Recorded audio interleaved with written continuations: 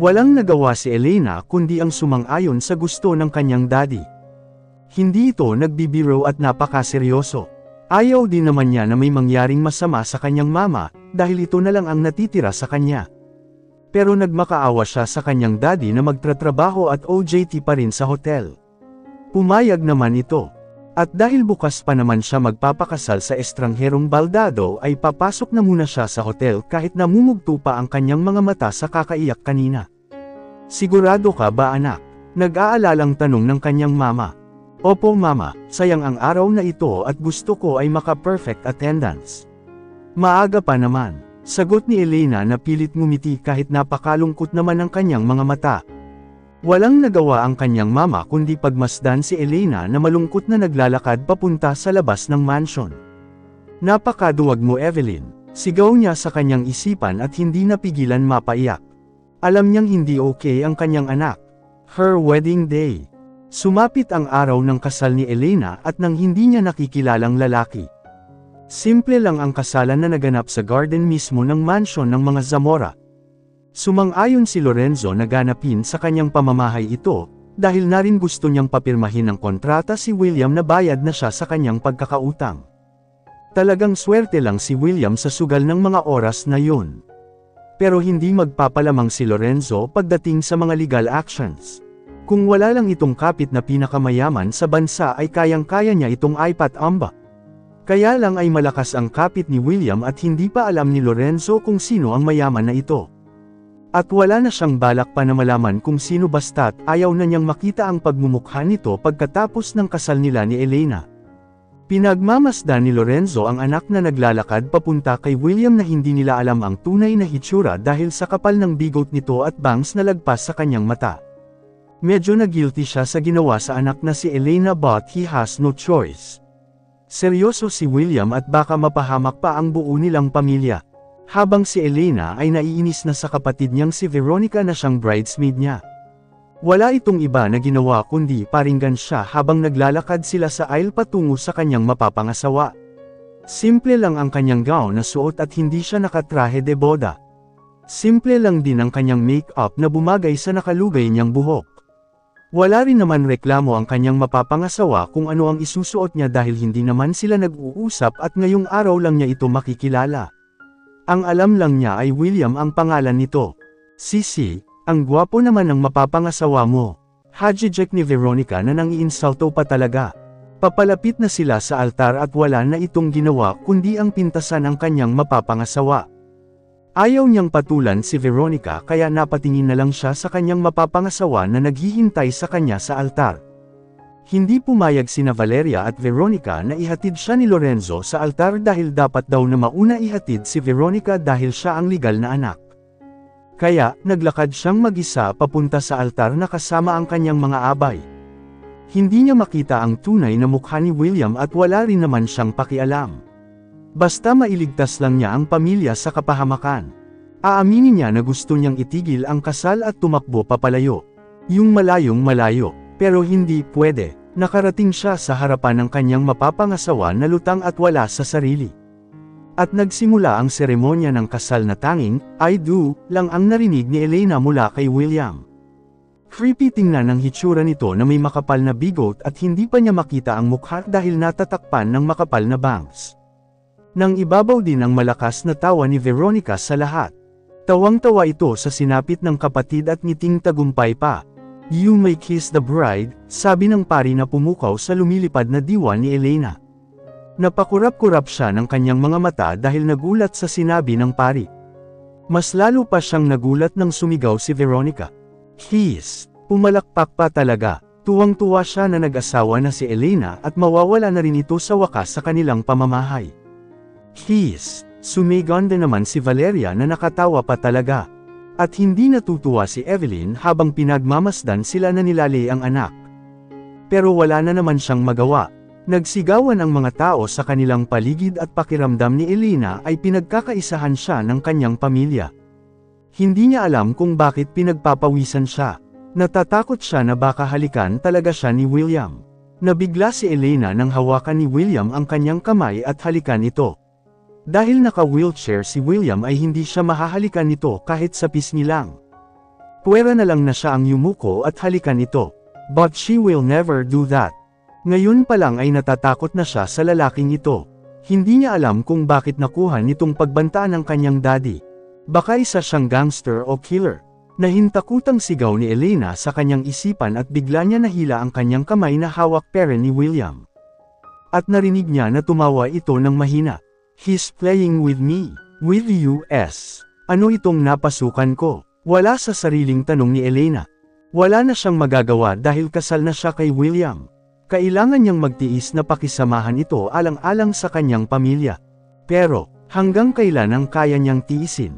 Ngayon pa lang ay nanginginig na siya sa takot at nagdidilim na ang kanyang paningin. Tuluyan na nga siyang hinimite at buti na lang nasalo siya ni William. What a wedding scene! I love it! Pumalakpak pa talaga si Veronica habang tumatawa, para sa kanya ay nakakatawa ang kasal ni Elena. At hindi natutuwa si Evelyn. Baka mapasukan ng langaw ang bunganga mo Veronica, sabi ni Evelyn bago saklolohan ang kawawang anak na nahimite. Natigil naman sa pagtawa si Veronica at napatingin ng masama kay Evelyn. Walang pakialam si Evelyn sa kanya at tumakbo na papalapit kay Elena na hawak pera ni William sa kanyang kondangan. I hate her mom. Galit na sigaw ni Veronica kahit madaming tao. Calm down my daughter. We will make her life a living hell in here. Bulong ni Valeria sa anak habang inaakbayan ito. Napabuntong hininga na lang si Veronica sa labis na galit. Habang si Elena ay wala pa ring malay na binabantayan ni Evelyn sa kwarto nito. Sinamantala naman ni Lorenzo ang pagkakataon at pinapirma na si William na bayad na ang kanyang utang sa kasino. You can bring my daughter to your home Mr. Del Fiero as she is your wife now. Masayang sabi ni Lorenzo na para bang isang bagay lang si Elena na ibinibigay nito.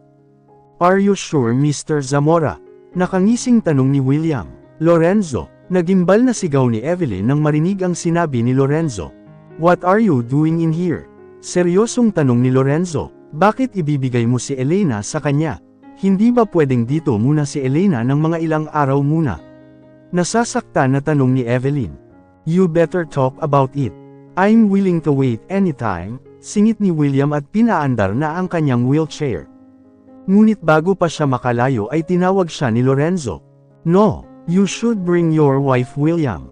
Mag-asawa na kayo ni Elena. Giit ni Lorenzo. Lorenzo, hindi makapaniwala si Evelyn na magagawa ito ni Lorenzo sa sarili niyang anak. Umalis ka na Evelyn kung wala kang iba na sasabihin. Tingrayin mo si Elena kung nagising na ba.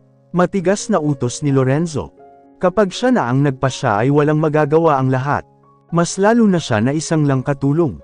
Kahit si Valeria ay hindi mababago ang desisyon ni Lorenzo kapag ito na ang nagsabi. Wala na naman siyang magawa para sa anak. Nagpupuyos ang kalooban ni Evelyn na bumalik sa kwarto ni Elena. Mapapalayo na sa kanya ang anak. Hindi na niya ito mababantayan. Nag-aalala siya para rito pero wala pa rin siyang magawa. Pagpasok niya ng kwarto ni Elena ay nagising na ito. Mama, naalimpungatan na tanong ni Elena. Anak, kailangan mo na mag-impake. Malungkot na sagot ni Evelyn. Bigla naman napabangon si Elena at pakiramdam niya ay nakatulog siya ng mahimbing. Mag-impake, bakit? Sunod-sunod niyang tanong na nagtataka. Malungkot na napabuntong hininga si Evelyn. Doon ka na titira sa iyong asawa, malungkot na sagot ni Evelyn. Asawa? Tanong ni Elena sa kanyang isipan. Saglit siyang nakalimot na ikinasal pala siya ngayong araw. Mabilis na gumana ang natutulog niyang utak at nahiya siya sa sarili nang maalala na hinimatay talaga siya sa araw pa mismo ng kanyang kasal. Nakakahiya, di napigilan ni Elena ang mapasigaw. Wala na tayong magagawa mama. Nakapag-impake ka na ba? Tanong niya. Kung aalis man siya at doon natitira sa kanyang asawa ay gusto niyang isama ang kanyang mama. Hindi ako makakasama sa iyo anak, mahinang sagot ni Evelyn. Alam niya na hindi siya makakasama dahil walang sinabi si Lorenzo na samahan niya ang anak sa pagtira nito sa kanyang asawa. Ano, hindi pwede yan. Kakausapin ko si William at si Daddy. Nasaan ba yung asawa ko mama, nakita mo ba? Tanong ni Elena. Nasa study room pa sila ng daddy mo, sagot ni Evelyn. Walang sinayang na sandali si Elena at mabilis na nagtungo sa study room ng kanyang daddy kahit nahihilo pa siya. Hindi siya makakapayag na hindi makasama ang kanyang mama. At naabutan nga ni Elena ang kanyang asawa at daddy sa study room. Agad niyang nilapitan si William upang magmakaawa na isama nila ang kanyang mama. "William, pwede ba na isama natin sa iyong bahay ang aking mama?" Unang nilapitan ni Elena si William. Nabigla naman si William dahil sa pagtawag nito sa kanyang pangalan. Akala niya ay hindi siya kilala ni Elena. "There's no problem with me," maikling sagot ni William. "Salamat." Hindi na ituloy ni Elena ang kanyang sasabihin nang biglang pumasok si Valeria nang walang paabi. "And who told you na madadala mo ang nanay mo?" Galit na tanong ni Valeria. Gusto niyang mawala na si Evelyn pero ayaw din naman niya bigyan ito ng kalayaan at maging masaya ng ganun na lang. Labis ang kanyang pagdurusa dahil sa mag-inang ito. Hindi niya ito bibigyan ng happy ending. "Ano ang ginagawa mo rito, Valeria?" tanong ni Lorenzo. "Ano pa, para sabihin sa'yo na hindi pwedeng sumama si Evelyn sa kanila. She needs to pay their debt." Molditang sagot ni Valeria, napailing na lang si William. Hindi niya alam kung paano nakasurvive si Elena sa bahay na ito sa loob ng maraming taon. "Utang. May utang ba si mama sa iyo, Tita Valeria?" Nagtatakang tanong ni Elena. "Of course. Ang ginastos mo sa pag-aaral since daycare until now. Ang masasarap na kinakain nyo. Yang mga damit mo. Ang lahat. Kailangan niyang magtrabaho parent dito." Galit na sagot ni Valeria na iwinasiwas pa talaga ang kanyang kamay. "Bakit?" Nagtatakang tanong ni Elena. Wala talaga siyang maintindihan sa ugali ng kanyang madrasta. Bakit galit na galit ito sa kanilang dalawa ng kanyang mama? Sa habal ng sagot ko ay bakit lang ang masasabi mo, Elena? Mas lalong nagalit si Valeria. "Bakit po ganito? Daddy ko po ang nagpaaral sa akin at nagpakain. Bakit kailangan bayaran namin?" Daddy ko siya." "Bakit daddy?" May hinanakit na tanong ni Elena at napalingon kay Lorenzo. Walang masagot si Lorenzo. Pagdating kay Valeria ay ito ang masusunod sa kanilang dalawa. "Ha? Nagtanong ka pa talaga? Hindi ba sumagi sa isipan mo na isa kayong sampad sa pamamahay na ito? Isa kang anak sa pagkakasala, Elena. Isa kang illegitimate child, kaya ni piso ay pwede kitang hindi bigyan. Pero dahil nagmakaawa ang nanay mo para sa iyong magandang kinabukasan ay heto ka ngayon at graduate na." Mahabang paliwanag ni Valeria na halos maputol na ang nakalabas na ugat niya sa kanyang leeg. "Excuse me, Lorenzo is the father of Elena. She doesn't need to pay what he gives because it's Andre's obligation as a father." Hindi napigilan ni William ang sumingit sa kanilang usapan. Nakakabweset pakinggan si Valeria sa mga baluktot na katarungan nito. "Akala mo kung sinong Donya? And who told you na makialam sa pamilya namin? Bakit hindi mo pakialaman yang paa mo kung makakalakad ka pa?" Inis na bilang ni Valeria kay William. Napatawa lang ng mahina si William at tiningnan ng masama si Valeria. "Tita Valeria, saway ni Elena dito." "What?" Inis na tanong ni Valeria. Siya si Valeria Verdoza Zamora. Mayaman at maimpluwensya ang kanilang pamilya. Kaya wala siyang kinatatakutan. What she wants, she will always get. At ngayon ay gusto niyang pahirapan ang mag-ina na buweset sa kanyang buhay. Hinding-hindi niya papayagan na maging masaya ang dalawa. "Lorenzo, please tell your wife to watch out for her mouth. You know what I'm capable to do. I'm disabled but my connections are not." Mababa lang ang boses ni William pero nakakapangilabot pakinggan. Kinilabutan si Elena habang si Valeria ay hindi man lang natakot. "You're threatening me. Wala akong pakialam sa baldadong may mga koneksyon na katulad mo. Kung si Lorenzo ay takot sa'yo, pues, ibahin mo ako." Nakapamaywang pa si Valeria habang tinitingnan si William. "Is that so?" tanong ni William at kinuha ang cellphone.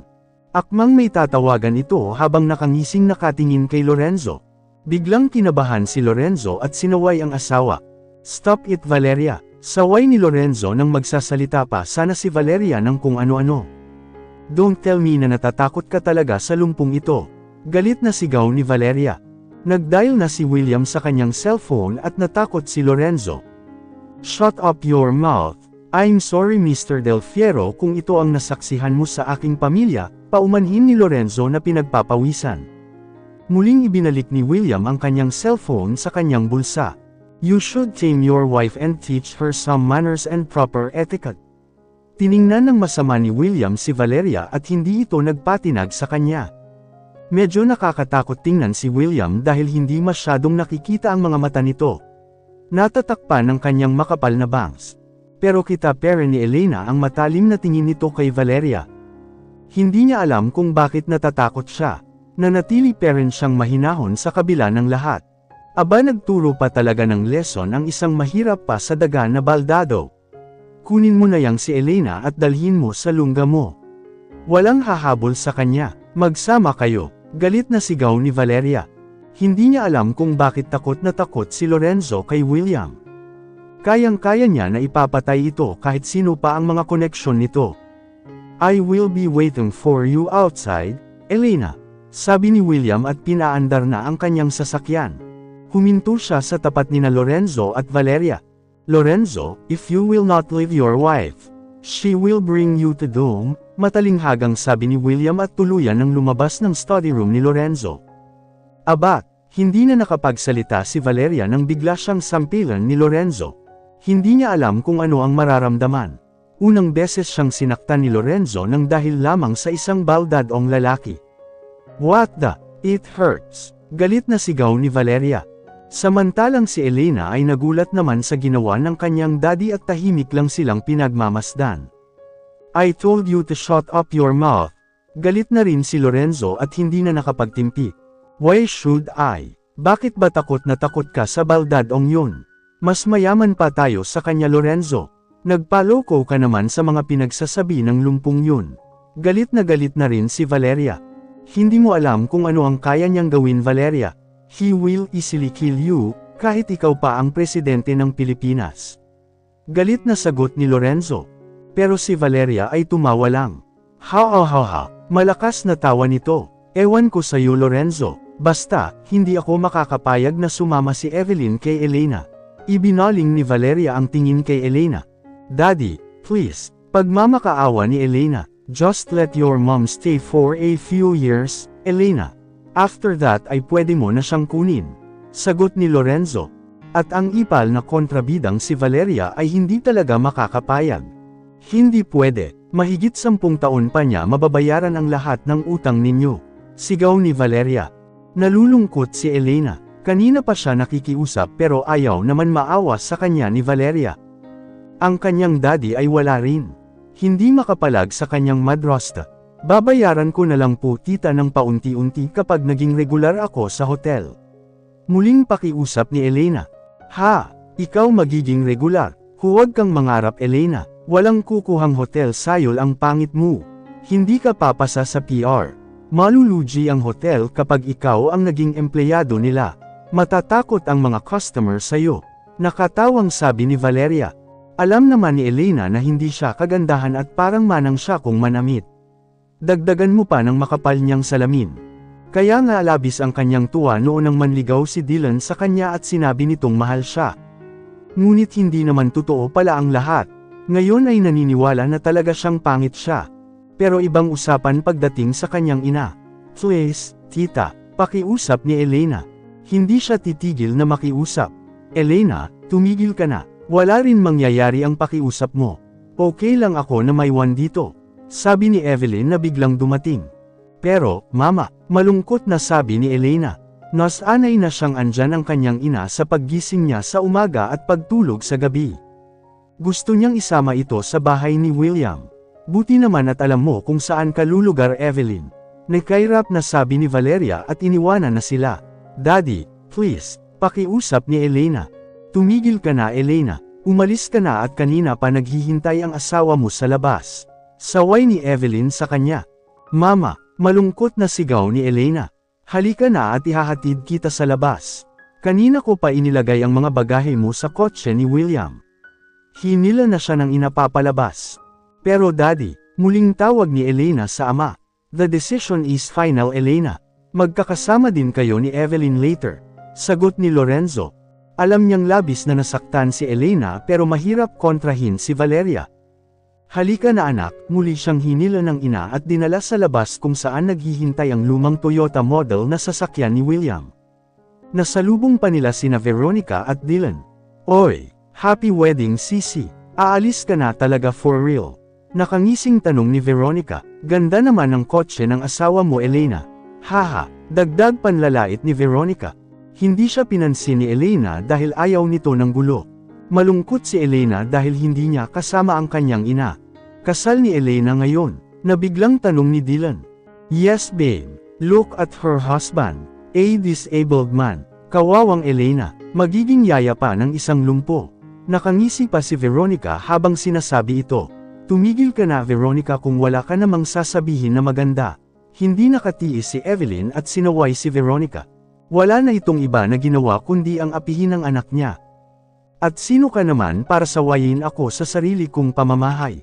Galit na tanong ni Veronica. Sige na Elena, pumasok ka na sa loob ng kotse. Pagtataboy ni Evelyn sa anak. Malungkot siya na mawawalay ito sa kanya pero mas makakabuti ito kay Elena at malayo na kina Valeria at Veronica. Mama, sumama ka na. Pakiusap ni Elena. Susunod ako anak. Pangako yan, si Evelyn. Mama, pakiusap ni Elena. Ang oo naman. Saan ka ba pupunta Elena? Hindi naman ata sa Amerika at para ka nang namatayan dyan. Pwede mo naman padalawin ang nanay mo sa bahay ninyong mag-asawa. Ang bobo mo talaga. Naiiling na singit ni Veronica. Let's go Dylan. Bagay nga ang dalawang yan na maging mag-asawa. Isang bobo at isang lumpo. Matapos makapanlit ay hinila na ni Veronica si Dylan papalayo kina Elena. Masaya siyang makita na nagdurusa ang mga ito. Napatingin na lang si Dylan kay Elena. Napakamalas ng sinapit nito. Pero wala sa vocabulary niya ang salitang awa because he deserves someone better. At ito ay si Veronica. Malas mo na lang Elena, bulong ni Dylan sa kanyang isipan. Sige na anak, pumasok ka na sa loob ng kotse. William, mag-ingat kayo sa biyahe. Tawag ni Evelyn sa lalaki at tumanggo lang ito sa kanya. At walang nagawa si Elena kundi umalis ng Zamora Mansion na hindi kasama ang ina. Mama, malungkot na bulong ni Elena habang papalayo ang kanilang sinasakyan. Habang papalayo ang sinasakyan nila Elena ay hindi niya maiwasan kabahan. Sila na lang dalawa ng kanyang asawa na si William ang magkasama. Ngayon lang niya ito nakilala at hindi niya alam ang tunay na pagkatao nito. Sariwa pa sa isipan niya ang sinabi ng kanyang daddy na kahit presidente ka pa ng Pilipinas ay kaya kang ipapatay ni William. Hindi na siya mapakali sa sobrang kaba pero wala na siyang magagawa dahil asawa niya na si William. At papunta na siya sa bahay nito upang doon na tumira. Makakaya niya ba? Naitanong ni Elena sa kanyang isipan. Relax, sabi ni William. Nagulat naman si Elena nang magsalita ito. Biglang nanginig ang kanyang katawan. Hindi niya alam kung bakit natatakot siya. Nag-aalala lang ako kay mama. Ang tanging nasagot ni Elena. Hindi niya pwedeng sabihin na natatakot siya. Ayaw niyang dagdagan pa ang mga pang-iinsulto ni na Valeria at Veronica dito. Baka paranoid lang siya at naging matatakutin o di kaya ay sa sobrang heartbroken niya dahil kay Dylan ay na-depress na siya. At hindi rin niya kasama ang kanyang mama na mas lalong nagpalungkot sa kanya. Don't worry, makakasama mo rin ang iyong mama soon. Sabi ni William. Sana nga, malungkot na sagot ni Elena. Mahaba ang biyahe at matagal na nakarating si Elena sa bahay ni William. Mas lalong natakot si Elena nang makita ang bahay ng kanyang asawa. Nasa isang privadong subdivision ito at may gate na bakal ang bahay. Akalain mo na mansion ang nasa loob ngunit hindi. Mukha itong haunted house dahil luma na at hindi kalakihan. Parang panahon pa ng sinaunang panahon. Ang dami pang mga damo sa harapan ng bahay. Ni walang bulaklak man lang kahit isa. Parang nag-garden lang si William ng puro damo. Welcome to our new home, Elena. Sabi ni William na siyang pumukaw sa kanyang nag-iisip na diwa. Umalis na ang kotse at driver na naghatid sa kanilang dalawa. Ngayon ay siya na mismo ang kailangan mag-asikaso sa kanyang asawa tulad ng pagtutulak ng wheelchair nito. Are you disappointed? Muling tanong ni William nang hindi siya sumagot. At ngayon ay bigla na naman siyang kinabahan. Para bang sinasabi ni William na hindi siya masaya sa bahay nito. Hindi naman siya namimili ng bahay ngunit natatakot talaga siya. At hindi niya alam kung bakit. What do you mean? Naguguluhan na tanong ni Elena. Na hindi maganda ang bahay ko at hindi sa akin yung kotse. Inarkila ko lang yun dahil kasal natin ngayon. Mahabang sagot ni William. Nais mang tingnan ni Elena si William pero hindi niya magawa. Napaka-creepy tingnan ng mga mata ni William na natatakpan ng makapal nitong bangs. Hindi niya alam kung ano ang trip nito at nagpa-long hair na may bigot pa. Hindi naman. Sanay na ako sa hirap at hindi rin naman ako mayaman. Mahinang sagot ni Elena. Gusto niya ng isigaw na hindi siya disappointed kundi natatakot siya. Oos, mayaman ang daddy mo kahit na illegitimate daughter ka. Si William. Sila lang ang mayaman at ako ay kailangan pang bayaran ang mga nagastos nila sa aking pag-aaral. Sagot ni Elena.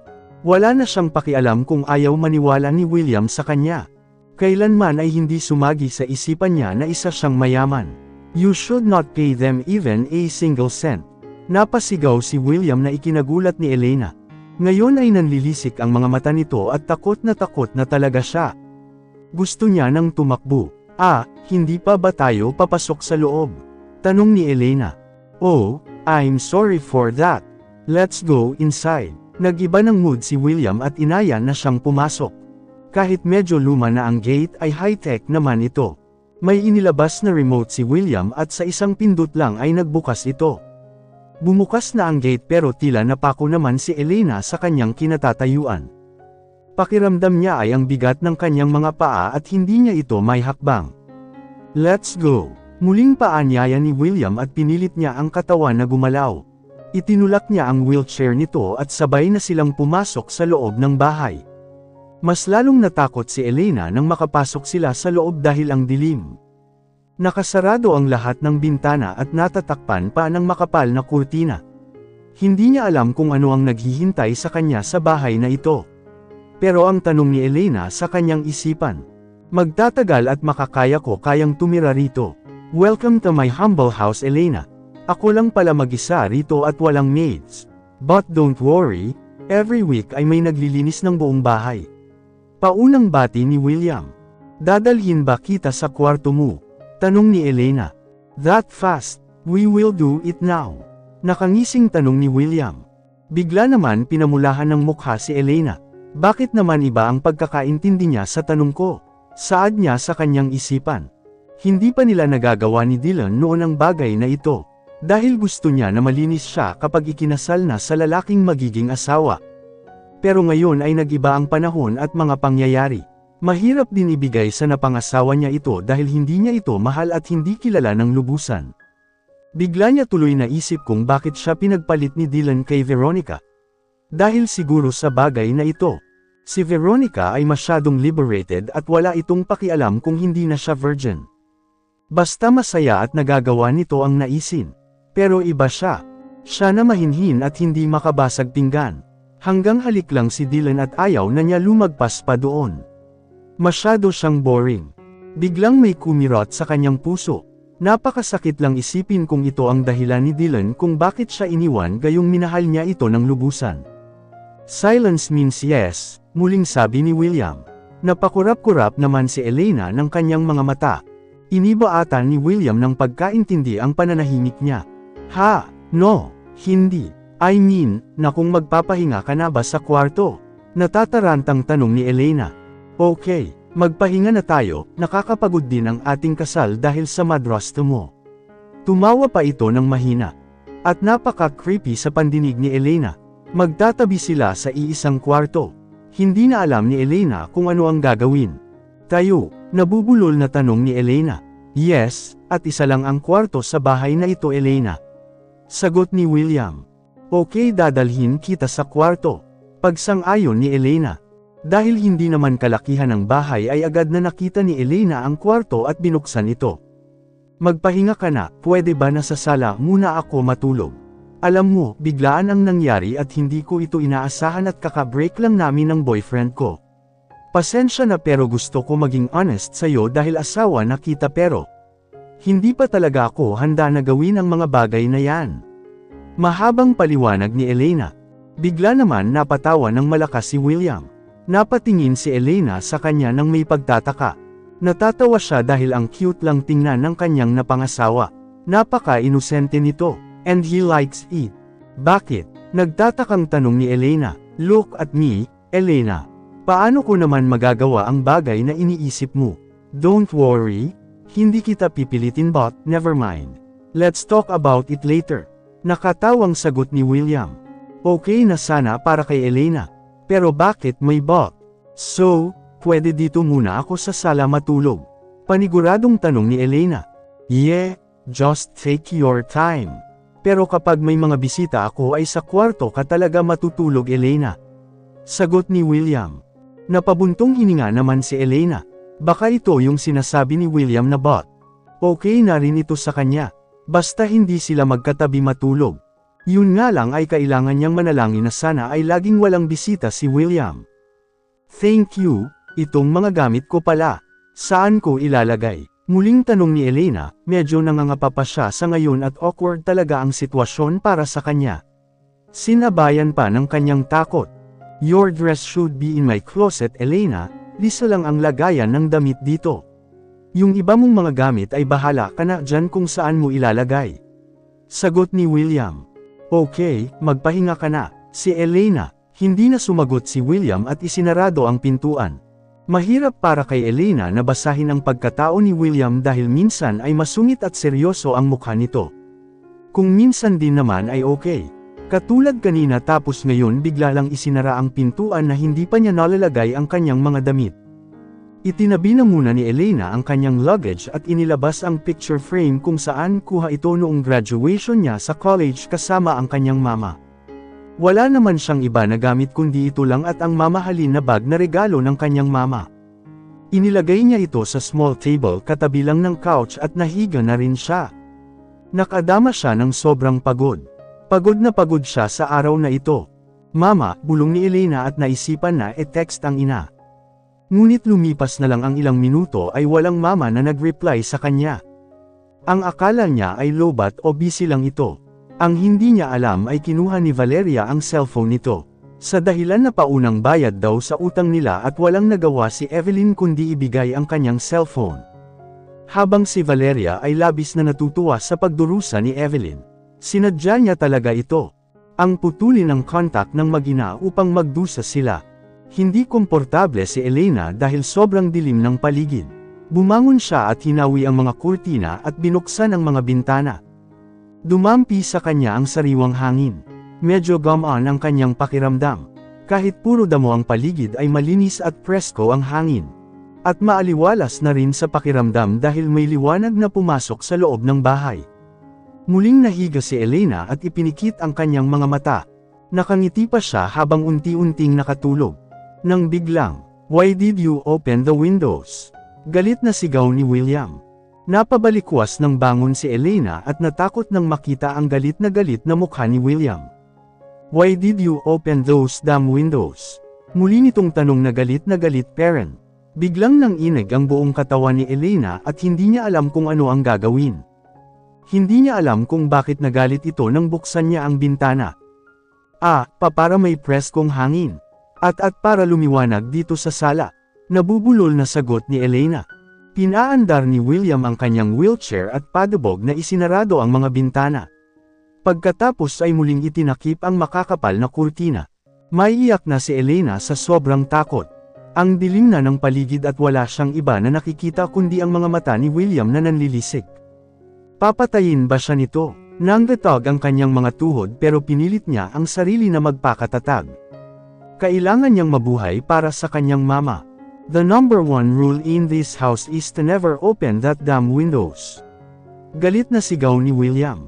Napakapit naman si Elena sa kanyang mga tuhod habang nakapatong ang kanyang mga paa sa taas ng couch. Takot na takot siya. Do you understand? Pasigaw na tanong ni William. At si Elena ay mas lalong nanginig sa takot. Huminga ng malalim si William upang kumalma. Nakikita niyang takot na si Elena. Baka mahimatay pa ito sa kanyang harapan. Yes, maikling sagot ni Elena na hindi na niya halos maibuka ang kanyang bibig dahil nanginginig din ito. Lalabas muna ako, I need to calm down. Matapos sabihin ito ay pinaandar na ni William ang wheelchair. Kailangan niyang pakalmehin ang sarili. Naiwan si Elena na takot na takot. Lumipas ang isang oras ay hindi pa rin bumabalik si William. Napatingin si Elena sa kanyang luggage at mabilis na tumayo. Muli niyang inilagay sa luggage bag ang picture frame nila ng kanyang ina. Aalis siya sa bahay na ito. Gusto pa niyang mabuhay. Patakbo siyang lumabas at tanaw niya na ang gate. Sakto dahil nakabukas ito. Pero paglabas niya ng gate ay nakasalubong niya si William. "Where are you going?" Seryosong tanong nito. Napaatras si Elena at hindi alam kung ano ang gagawin.